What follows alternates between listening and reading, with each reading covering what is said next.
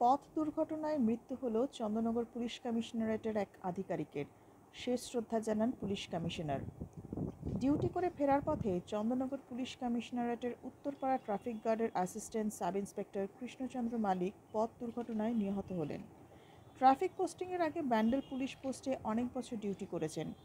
ব্যান্ডেলে বহু সমাজবিরোধী গুন্ডারাজ ঠান্ডা করেছেন। সেই কৃষ্ণবাবুর মৃত্যু হলো। মৃত্যুকালে বয়স হয়েছিল 54 বছর। দুর্ঘটনাটি ঘটে সুগন্ধা গটুর অমরপুর মাঠের কাছে। সেখানে হাইড্রেনের কাজের জন্য রাস্তার ধারে পড়েছিল বালির পাথর। এই কারণেই দুর্ঘটনাটি ঘটে। অনেকের বক্তব্য এটি পথ দুর্ঘটনা নাকি অন্য কিছু। তদন্তে পুলিশ। দুর্ঘটনার খবর পেয়ে তড়িঘড়ি ছুটে আসেন পোলবা থানার পুলিশ আধিকারিকরা এবং তারপর তাকে উদ্ধার করে সেখানে থেকে চুঁচুড়া ইমামবাড়া জেলা সদর হাসপাতালে ময়নাতদন্তের জন্য পাঠানো হয়। সোমবার দুপুরে চুঁচুড়া সদর হাসপাতালে ময়নাতদন্তের পর দেহ বাড়ির লোকের হাতে তুলে দেওয়া হয়।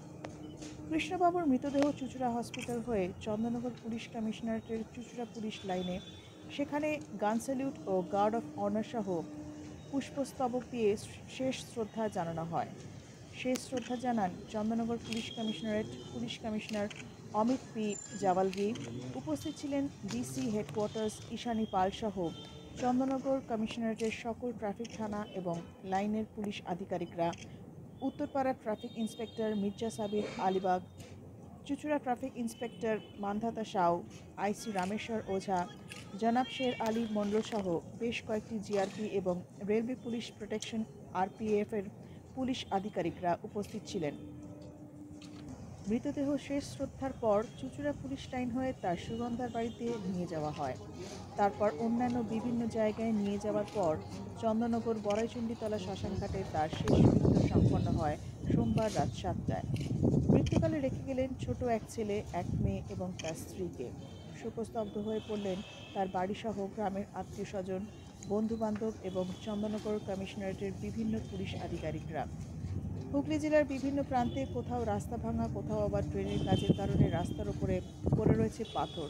এতে প্রতিদিন পথ দুর্ঘটনা বেড়েই চলেছে। চন্দননগর থেকে বিশেষ রিপোর্ট। রাস্তার উপরেতেই যে ট্রেনের সব মালপত্র ফেলে রেখে দিয়েছে, বালি পাথর।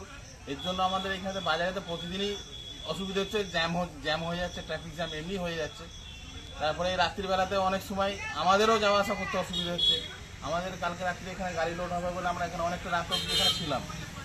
তখন এখানে আমরা দেখছি হঠাৎ এরকমভাবে একটা গাড়ি পড়ে গেল। একটা গাড়ি একজন ওপর দিয়ে চলে গেছে, সে ফেটে ফুটে খুব রক্ত বেরিয়ে, তারপর ফুল সব কিনে নিয়ে যাচ্ছিলো, সম্ভবত সাইডে ফুল সব কিছু পড়েছিল। তারপরে তো সঙ্গে সঙ্গে আমরা গেলাম, গিয়ে সব ডেথ হয়ে গেছে। খুব রক্ত বেরিয়ে সব আছে, এখনো তো রক্ত পড়ে আছে। এখন কি মনে হচ্ছে এই পাথরটা? এই পাথরগুলোর জন্যই সমস্যা হয়ে যাচ্ছে। রাস্তার তো একটা সাইড পুরো বন্ধ হয়ে গেছে, পাথরের জন্যই আজকে মারা গেল। বালি পাথর ফেলে রেখে দিয়েছি, যার জন্য তো রাস্তার একটা সাইড যখন ব্লক হয়ে যাচ্ছে। এবার ওদিক থেকে যখন রাত্রে গাড়ি আসলে পরে কেউ তো আসতে কেউ আর আসে না, কেউ সবাই খুব ফোর্সে আছে। এবার ছোটো গাড়ি বাইক বা সাইকেলরা যখন তখন উঠে যাচ্ছে, আর এই গাড়িগুলোতে এমনি ফোর্সে গেলে পরে বাইকওয়ালারাও ভয়েতে এদিক ওদিক হয়ে যাচ্ছে। সাইকেল নিয়ে যেতে গেলে, মানুষ হেঁটে যেতে গেলে সবাইকার অসুবিধা। ওর উপর দিয়ে কি অন্য গাড়ি চলে গেছে? সম্ভবত হতে পারে, কারণ আমরা তো এখানে বসেছিলাম, তখন আমরা দেখিনি। কিন্তু আমরা ওটা যখন হয়ে গেছে তারপর আমরা থেকে পড়ে আইফোনে স্ক্র্যাচ, জল পড়ে গেছে আইপ্যাডে, হ্যাং হয়ে যাচ্ছে মোবাইল, সফটওয়্যার থেকে হার্ডওয়্যার ইস্যু, যে কোনো মোবাইল, ল্যাপটপ, ম্যাকবুক, সিসিটিভি বা গেমিং কনসোলের সমস্যার নির্ভরযোগ্য সমাধান। A to Z solution, 216 Jodhpur colony. Phone 9836300033 অথবা 9748369628।